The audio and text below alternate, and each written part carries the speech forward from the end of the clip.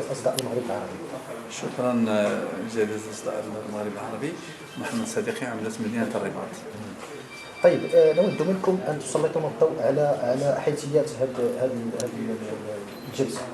هذه الجلسة هي الجلسة الثالثة من دورة فبراير بعد جلستين ماضيتين.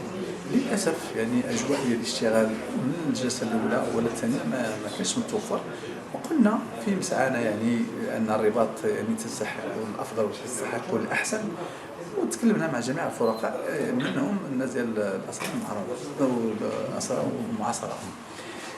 قلنا راه غادي نديرو الاشغال ديالنا عادي، فاذا به ملي بدينا يلاه سمعوا انه غادي نطبقوا الماده 22 اللي كتخلي لنا قانونيا باش نرتبوا اعاده ترتيب النقاط.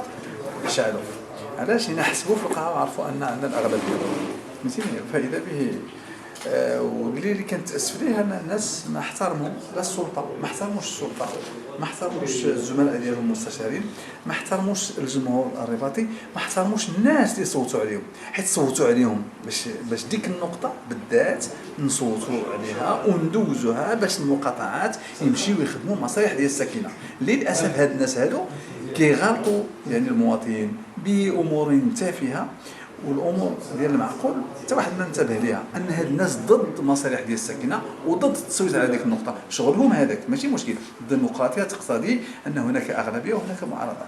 الاغلبيه الحمد لله متوفره، الاغلبيه متماسكه وصوتات، ودوزنا النقطه المهمه اللي هي التصويت على حساب النفقات ديال المقاطعات. طيب، في نظركم ما هو الهدف من هذه الضجه؟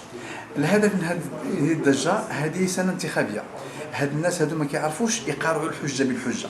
هاد الناس الغرض ديالهم يعرقلوا. هاد الناس يوصلوا دابا للتهديد والتخويف، لان حتى السلطه انسحبت لانها هددت، حتى السلطه هددت داخل القاعه. وانا اتاسف لهذا الواقع وهذا المنظر. وكيف كانت الاجواء في الدورتين الماضيتين؟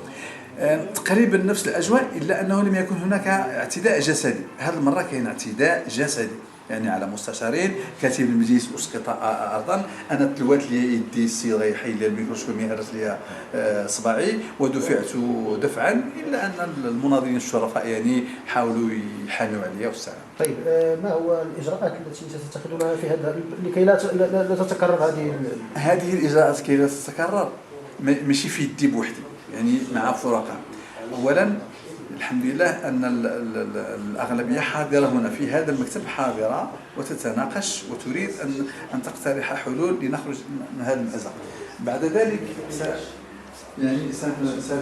سنناقش السيد الوالي في هذا الامر هذا، استتبابيه الامر واعمال اليات لحمايه الديمقراطيه. الديمقراطيه يجب ان تحمي من طرف الدوله خاصها تحمي الديمقراطيه. حنا ما كنقولوش للسلطه ان تنحاز الى طرف ضد اخر، حاشا، وما نطلبش منهم هذا الشيء، ولكن على الاقل السلطه ان تكون حاضره